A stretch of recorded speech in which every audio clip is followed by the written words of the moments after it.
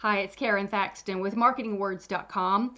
When you're blogging, do you find yourself struggling to come up with blog post ideas, blog post topics? I think everybody does from time to time. If you will take a look at some of the data, some of the key performance indicators of your blog posts, in various places throughout the life of your blog post, you can come up with some pretty good ideas about which types of topics your readers are finding the most valuable. Today I want to give you 5 data pieces, elements that you can use to look at and gather a little bit of information to help you create more blog post topics on the same ideas that got you traction to begin with.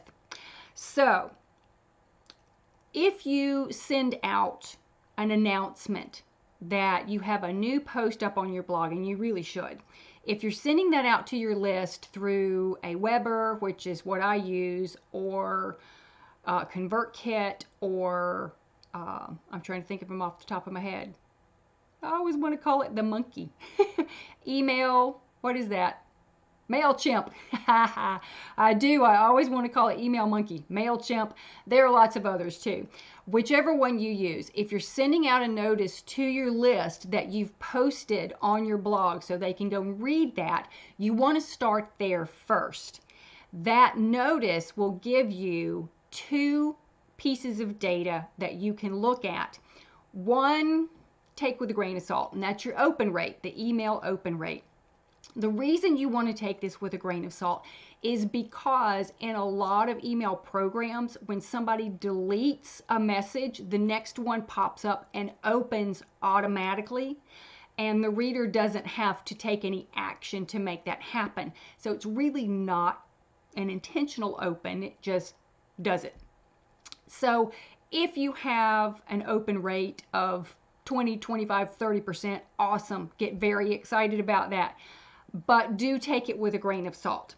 Now, the click-through rate for that email that links back to your blog itself is going to be very important, because that does require action on the reader's part. If they've clicked from the email over to the blog to read the post, then you know for a fact they were interested in the subject line you wrote, and they were interested in the summary that you included in the email that introduced the post to begin with. If you are putting the entire blog post inside the email, your click-through rate is probably going to be significantly lower, and you won't get that traffic going to your blog. My recommendation is that you just do a summary of the blog post, or maybe a paragraph or 2 from the blog post with a link taking them back to your blog, because then you're going to get that additional traffic on the blog itself. So the click rate is very important. You want to take a look at that. Which of the blog posts that you've sent out through email have gotten higher click-through rates? Which have gotten higher open rates? Those are your first 2 pieces of data that you can use. Then, if you look at the social sharing buttons on your blog, and if you don't have social sharing buttons that allow people to just click Facebook, Pinterest, whatever, and automatically share, I would seriously recommend that you add those. There are lots of plugins available that you can use for that particular type of action, and it makes it so simple for your readers to share. Look at those.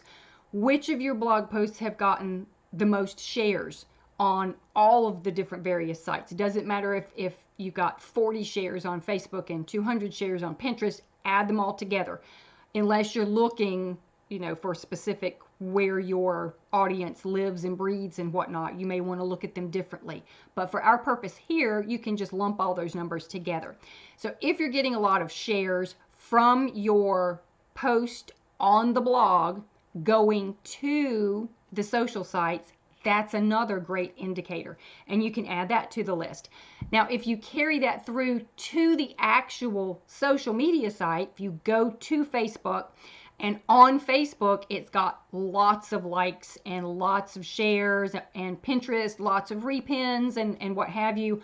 Again, that's good news. That means that all along this little pathway, you're seeing everything build. The interest is growing in that particular topic.